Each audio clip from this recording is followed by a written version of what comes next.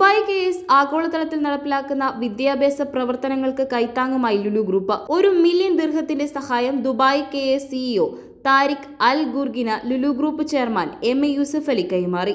വിശുദ്ധ മാസത്തിൽ ദുബായ് KSന് സഹായം നൽകാൻ സാധിക്കുന്നതിൽ ഏറെ അഭിമാനമുണ്ടെന്നും UAE വൈസ് പ്രസിഡന്റും പ്രധാനമന്ത്രിയും ദുബായ് ഭരണാധികാരിയുമായ ഷെയ്ഖ് മുഹമ്മദ് ബിൻ റാസിദ് അൽ മഖ്മൂമിന്റെ ദീർഘവീക്ഷണമുള്ള സേവനത്തിന് നൽകുന്ന പിന്തുണയാണിതെന്നും ലുലു ഗ്രൂപ്പ് ചെയർമാൻ യൂസഫ് അലി പറഞ്ഞു.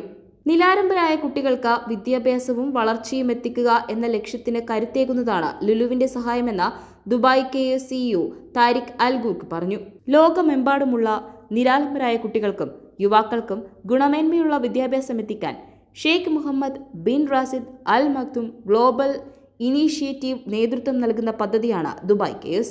60 വികസ്വര രാജ്യങ്ങളിലെ സ്കൂളുകളിൽ സാനിറ്റേഷൻ ശുചിത്വ സൗകര്യങ്ങൾ കൂടുതൽ മികച്ചതാക്കാനുള്ള ദുബായ് KSന്റെ പദ്ധതിയിലടക്കം ലുലു നേരത്തെ തന്നെ പിന്തുണ പ്രഖ്യാപിച്ചിരുന്നു. ദുബായ് KSന്റെ പദ്ധതികളിലേക്ക് ലുലുവിന്റെ ഉപഭോക്താക്കളെ കൂടി ഭാഗമാക്കുന്ന വിവിധ ക്യാമ്പയിനുകളും ലുലു ഹൈപ്പർ മാർക്കറ്റുകളിൽ നടപ്പിലാക്കുന്നുണ്ട്.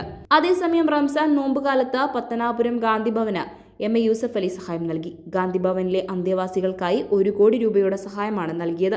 എല്ലാവർക്കും സമൃദ്ധമായ ഭക്ഷണം നൽകുന്നതിനും മരുന്നിനും ചികിത്സയ്ക്കുമാണ് ഈ തുക. 1500ഓളം അന്തേവാസികളാണ് പത്തനാപുരം ഗാന്ധി ഭവനിലുള്ളത്. ഭക്ഷണം, മരുന്നുകൾ, ആശുപത്രി ചികിത്സ, വസ്ത്രം, സേവന പ്രവർത്തകരുടെ വേതനം, മറ്റ് ചെലവുകൾ ഉൾപ്പെടെ പ്രതിദിനം 3 ലക്ഷം രൂപയിലധികം ചെലവുണ്ട്.